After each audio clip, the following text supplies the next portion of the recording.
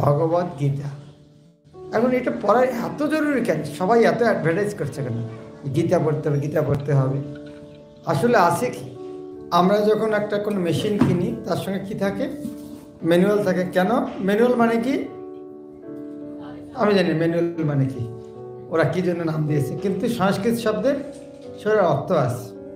ভগবান যখন এই জগৎ বানিয়েছেন তারও একটা ম্যানুয়াল দিয়েছেন, সেটার নাম হচ্ছে, ম্যানুয়ালের মধ্যে কী থাকে? ওই বস্তু বিষয়ক জ্ঞান। এক কথায় হচ্ছে ওই বস্তু বিষয়ক জ্ঞান। তো ভগবান যখন এই দুনিয়াতে বানিয়েছেন তারও একটা ম্যানুয়াল বানিয়েছেন, সেই দুনিয়া বিষয়ক জ্ঞান। তো জ্ঞানকে সংস্কৃত ভাষায় কি বলে? বেদ। বেদ মানে জানা। আমরা বাংলা ভাষায় জানি ধাতু কাকে বলে? ক্রিয়ার মূলকে ধাতু বলে, তাই না? খেলা, খেলা হচ্ছে ধাতু। এখানে কি কি শব্দ এসেছে? খেলবো, খেলিলাম, খেলিয়াছেন, খেলি, যত প্রকার। তাহলে মূলটা কি? খেলা। তো সেই রকম বিদ মানে হচ্ছে জানা। তো যেখানে সমস্ত জ্ঞান আছে সেটার নাম হচ্ছে বেদ। এখন যদি আমরা মোবাইল চালাতে চাই তাহলে কি লাগবে সাথে? প্রথম মোবাইল গাইড, ম্যানুয়াল। এখন এই দুনিয়াতে আমরা আছি, আমাদের শরীরটা একটা বড় কম্পিউটার, কমপ্লিকেটেড জটিল যন্ত্র। তার জন্য ম্যানুয়ালের নাম কি? বেদ। তাহলে যদি যন্ত্রটা না আছে, গাইড বই না পড়ি, তাহলে কি যন্ত্রটা ঠিকমতো চালাতে পারবো?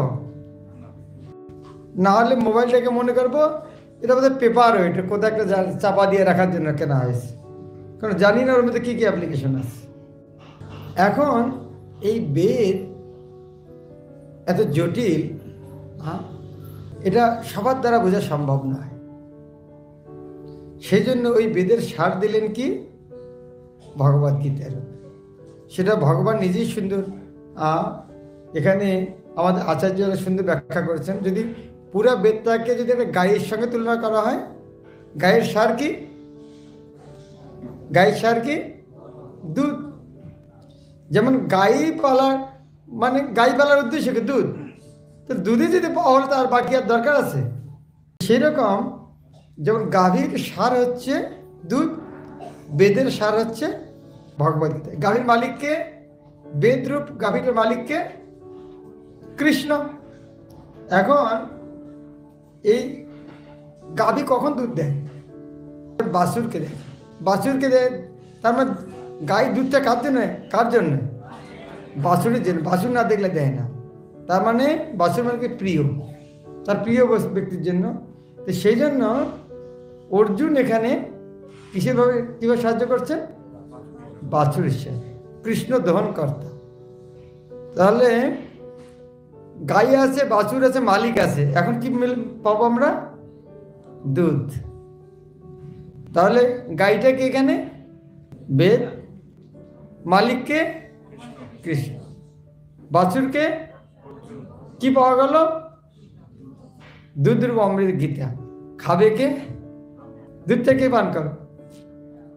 যাদের বাড়িতে গাই আছে দুধ থেকে পান করে বাজারে বিক্রি করার জন্য পরিবারের লোক। তাহলে যে গাইটা পালা হচ্ছে, দুধ দোয়ানো হচ্ছে, মালিক কার জন্য করছেন? তার পরিবারের লোক। কারণ গীতাটা কার জন্য? কৃষ্ণের পরিবারের লোকের জন্য। তা আমরা যদি খাই তাহলে কৃষ্ণের পরিবারের লোক, যদি না খাই তাহলে তার পরিবারের লোক নয়। তাহলে এই গীতাটা হচ্ছে এরকম একটা গুরুত্বপূর্ণ জিনিস।